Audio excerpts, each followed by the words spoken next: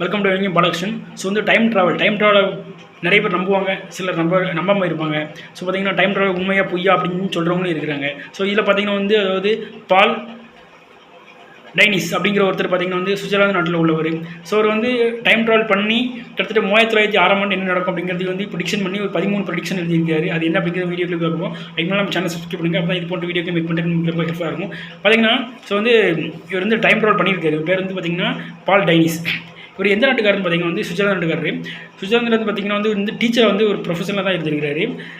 அதுக்கப்புறம் பார்த்தீங்கன்னா வந்து இவருக்கு வந்து ஒரு சின்ன ஆக்சிடென்ட் ஆகிருக்குது. அந்த ஆக்சிடென்ட்டில் பார்த்தீங்கன்னா வந்து இவருடைய தலையில் இன்ஜுரி ஆகி இவர் வந்து கோமாக்கு போயிருக்காரு. ஸோ இந்த கோமாக்கு போனதெல்லாம் வந்து ஒரு சில ஹேபிட்டில் மாறி அதில் என்ன நடக்கும் அப்படிங்கிறது எழுதியிருக்காரு. ஸோ பார்த்தீங்கன்னா வந்து இவர் வந்து அடிப்பட்டைக்கு அப்புறம் மட்டும் வந்து மேக்ஸிமம் அடிப்பட்டு அந்த கோமாவில் இருந்து தெரிஞ்சதுக்கு மட்டும் பார்த்தீங்கன்னா மேக்ஸிமம் தனிமையில் தான் வந்துருக்காரு. அப்போ வந்து நிறைய யாருக்கூடையும் வந்து பேசுறது இல்லை. ஸோ வந்து அவங்க ஸ்டூடெண்ட் கூட, அப்புறம் பார்த்தீங்கன்னா வந்து அவங்க கொலீக்ஸ் கூட, அவங்க ஒய்ஃப் கூட, அவங்க ஃபேமிலியில் எதுவுமே டச் இல்லாமல் இருந்திருக்காரு. ஒரு 2 வருஷம் வாழ்ந்துட்டு ஆனால் அப்பப்போ நடக்கிறது மட்டும் டைரியில் எழுதி வச்சிருப்பாரு. டைரியில் எழுதி வச்சுட்டு அப்புறம் மட்டும் வந்து திரும்ப யார்ட்டையும் பேசாமல் தனிமையில் இருப்பார். அப்புறம் 2 வருஷம் கழிச்சு இறந்துருக்காரு. ஸோ அவர் வந்து இறந்ததுக்கு அப்புறம் மட்டும் தான் அந்த டைரியை வந்து அவருடைய ஸ்டூடெண்ட் ஒருத்தர் வந்து வாசிச்சிருக்காரு. ஃபஸ்ட்டு ஸ்டார்டிங்கில் வந்து ஏதோ இது இமேஜினரின்னு தெரிஞ்சிருக்குது. ஆனால் போக போக வாசித்து பார்த்ததுக்கப்புறம் மட்டும் தெரியுது இது வந்து உண்மையிலே ஒரு நடந்திருக்கு அவருடைய மனசுக்குள்ளே, அதான் எழுதியிருக்காருன்னு தெரியுது. பிற்காலத்தில் பார்த்தீங்கன்னா அதை வந்து ஒரு நாவலை வெளியிட்டிருக்கிறாரு. அதோடைய பேர் பார்த்தீங்கன்னா வந்து அதாவது வேல்யூ ஆஃப் கிராசஸ் அப்படிங்கிற ஒரு பேரை இதே எழுதியிருக்கிறாரு. என்ன குறிப்பிட்டிருக்குன்னு பார்த்தீங்கன்னா வந்து இவர் வந்து 1906 ஆண்டுக்கு போயிருக்காரு டைம் ட்ராவலில். இவர் அடிப்பட்டு ஒரு 2 நாள் கழிச்சு பார்த்தீங்கன்னா வந்து இவர் வந்து எந்திரிச்சிருக்கிறாரு. இங்கே இல்லை, கோமாவில் எந்திரிச்சிருப்பாருங்களா அந்த ஏரியாவில் பார்த்தீங்கன்னா வந்து 1906 ஆண்டில் எழுந்திருக்கிறாரு. அதில் வந்து அவர் கூட ஒருத்தர் இருந்திருக்கிறாரு. அவர் பேசும்போது பார்த்தீங்கன்னா வந்து இது 1922 தானே அப்படின்ட்டு இருக்காரு. இது 1922 கிடையாது, இது வந்து 1906 ஆண்டு அப்படின்ட்டு இருக்குது. ஐயோ அப்படியே அப்படின்னோடனே நீங்கள் வந்து கோமாவில் இருந்திருக்கீங்க, கோமாவில் இருந்து தெளிஞ்சு வந்திருக்கீங்கன்னு நினைக்கிறேன். ஸோ கோமாவில் இருந்து தெளிஞ்சு வரவங்க எல்லாமே இந்த கண்டிஷன் தான் வாராங்க அப்படின்னு சொல்லியிருக்கிறாரு. ஸோ இதுக்கு வந்து ஒரு பேரே வச்சுருக்காங்க, டைம் சைட் அப்படிங்கிற ஒரு பேர் வச்சுருக்காங்க. ஸோ நீங்கள் வந்து டைம் சைட்டில் வந்திருக்கீங்க அப்படின்னு சொல்லியிருக்காங்க. ஸோ இந்த மாதிரி பார்த்தீங்கன்னா வந்து பேர் வச்சு மட்டும் அப்போ வந்து இவர் வந்து கோமாவில் போய் ஒரு இதில் போய் இருந்திருக்காருல்ல. ஸோ அப்போ பார்த்தீங்கன்னா இவருடைய அந்த டேட் ஆஃப் பர்த்தும் நிஜமாவே இப்போ பிறந்திருந்த டேட் ஆஃப் பர்த்தும் ஒரு போல் இருந்திருக்குது. திரும்ப அங்கே இருந்துட்டு பார்த்தீங்கன்னா வந்து அங்கே நிறைய நிகழ்ச்சிகள் நடந்திருக்கு. அப்போ மறுநாள் வந்து தூங்கி எஞ்சி பார்த்தீங்கன்னா வந்து திரும்ப இங்கே வந்துட்டார். இங்கே அவர் எங்கே எந்தி படுத்தாரோ அங்கேயே வந்துட்டார். ஸோ அப்படி பார்த்தீங்கன்னா அந்த இடைப்பட்ட நேரத்தில் வந்து என்ன நடந்திருக்கு அப்படிங்கிறது வந்து சொல்கிறாரு. இதான் அவருடைய ஸ்டோரி. ஸோ அவர் பார்த்தீங்கன்னா வந்து அது என்னென்ன ப்ரொடிக்ஷன்லாம் வந்து பண்ணியிருக்காருன்னு பார்த்தீங்கன்னா வந்து ஒரு 13 ப்ரொடிக்ஷன் வச்சுருக்காரு. ப்ரொடிக்ஷன் அதுக்கு மேலே பார்த்தீங்கன்னா வந்து நான் உங்களோட ஒன்று கேட்குறேன், இதெல்லாம் வந்து நீங்கள் உண்மை நம்புறீங்களா நம்பலையா அப்படிங்கிறது வந்து கமெண்ட் பாக்ஸில் கமெண்ட் பண்ணுங்கள். இது இப்போ 13 ப்ரொடிக்ஷன் பண்ணதுக்கப்புறம் மட்டும் நீங்கள் வந்து இது வந்து எப்படி இதை வந்து பார்க்குறீங்க அப்படிங்கிறது நீங்கள் வந்து கமெண்ட் பாக்ஸில் கமெண்ட் பண்ணுங்கள். ஃபஸ்ட்டு பார்த்தீங்கன்னா வந்து என்ன ப்ரொடிக்ஷன் பண்ணியிருக்காருன்னு பார்த்தீங்கன்னா வந்து அதாவது செகண்ட் வேர்ல்டு வார் பார்த்தீங்கன்னா வந்து அதாவது 1939 45 தான் வந்து நடந்திருக்குது. ஆனால் அவர் வந்து இதெல்லாம் எழுதி வச்சு பார்த்தீங்கன்னா வந்து 1922 அவர் அப்போமே என்ன சொல்லியிருக்காருன்னா வந்து 2வது செகண்ட் வேர்ல்டு வார் நடக்கும் அப்படின்னு இருக்கிறாரு. அது சொன்ன மாதிரி வந்து செகண்ட் வேர்ல்டு வார் நடந்துருச்சு.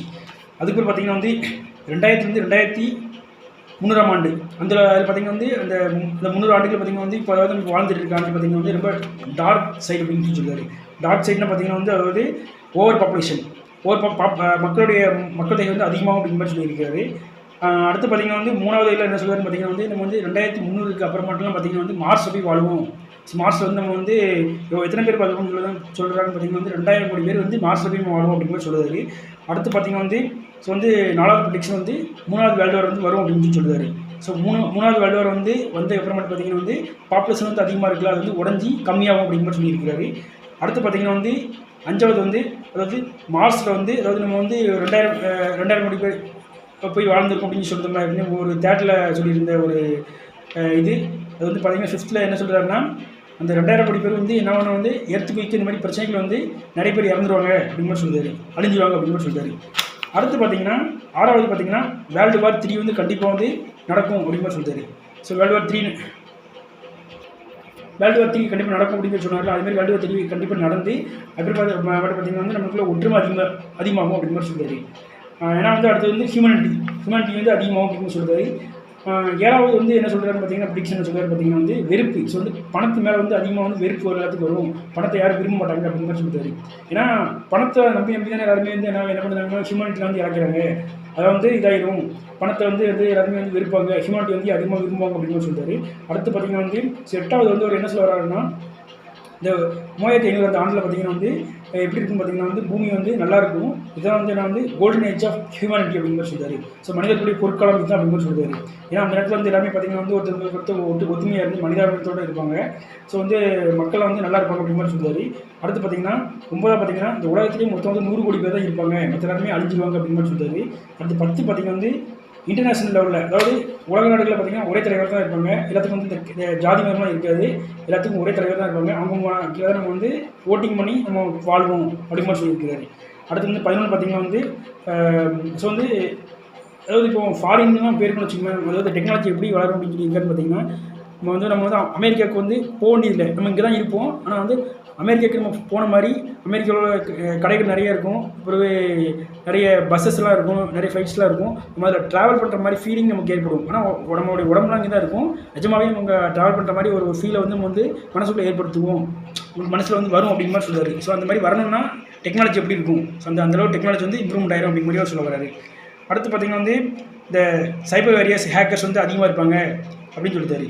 அடுத்து பார்த்திங்கன்னா இந்த 1906 ஆண்டு தான் வந்து என்ன ஒன்று வந்து மனுஷனுடைய வளர்ச்சி வந்து ஸ்டாப் ஆகி அடுத்த பரிணாமத்துக்கு நம்ம போவோம் அப்படிங்கிற மாதிரி சொல்லுவார். அதாவது அடுத்த அட்வான்ஸ் லெவலில் நம்ம போவோம் அப்படிங்கிற மாதிரி சொல்லுவார்.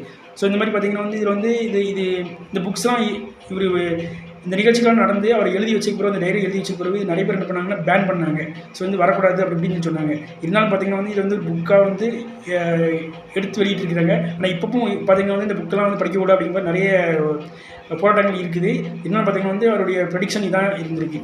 ஸோ வந்து நிஜமாகவே பார்த்திங்கன்னா வந்து ஒரு மனுஷன் வந்து வேற ஒரு தான் சொல்லணும்.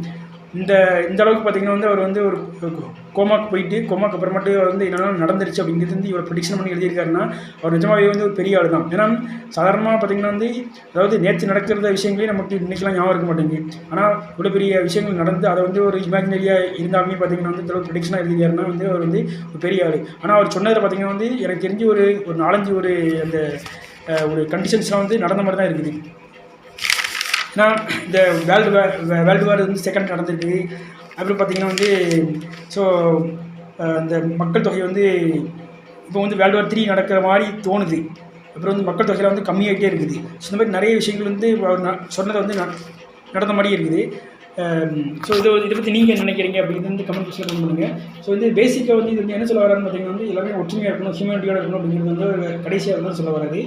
ஸோ இருந்தாலும் பார்த்திங்கன்னா வந்து நம்ம வந்து மார்ஸில் போய் வீடு கட்டினாலும் சரி தான், மார்ஸில் போய் வாழ்ந்தாலும் சரி தான், பூமியில் வாழ்ந்தாலும் சரி தான், எங்கேயும் எல்லா இடத்துலையும் பார்த்திங்கன்னா மனுஷங்க தான் வாழ்கிறாங்க. ஸோ வந்து வாழப்போய் பார்த்திங்கன்னா வந்து அந்த காலகட்டத்தில் பார்த்திங்கன்னா ஒருத்தருக்கு வந்து ஹெல்ப் பண்ணணும், அவ்வளோதான். ஹியூமனிட்டி அதிகமாக இருக்கணும், அதான் பேஸ், வேறு ஒன்றும் கிடையாது. ஹியூமனிட்டி அதிகமாக இருந்தாச்சுலேயே நம்ம பார்த்திங்கன்னா வந்து நம்ம வந்து ஒற்றுமையாக இருப்போம், நமக்கு எந்த பிரச்சனையும் வராது. ஸோ வந்து பணம் அப்புறம் தான், பணம் வந்து நமக்கு ஹெல்ப் பண்ண போகிறது கிடையாது, மனுஷன் தான் வந்து ஹெல்ப் பண்ணுவோம். அது வந்து ஒரு பேசிக்காக சொல்கிறாரு. ஸோ இந்த வீடியோ வந்து எல்லாத்தையும் ஷேர் பண்ணுங்கள். நீங்கள் வந்து நிஜமாகவே டைம் ட்ராவல் பண்ணிங்கன்னா நீங்கள் வந்து யாராக இருக்க நினைப்பீங்க? அதாவது ஃப்யூச்சரில் டைம் ட்ராவல் ஆகி போக வேண்டியதாக இருந்துச்சுன்னா யாராக இருப்பீங்க? பாஸ்ட்டில் இருந்துச்சுன்னா யாராக இருந்திருப்பீங்க? எந்த கமெண்ட் பாக்ஸில் பண்ணுங்க. இதே போல் மற்றொரு வீடியோவில் தான் உங்களை சந்திங்க. அதோட வந்து உங்களை உங்கள் நண்பர்கள் வந்து பழசும். தேங்க்யூ.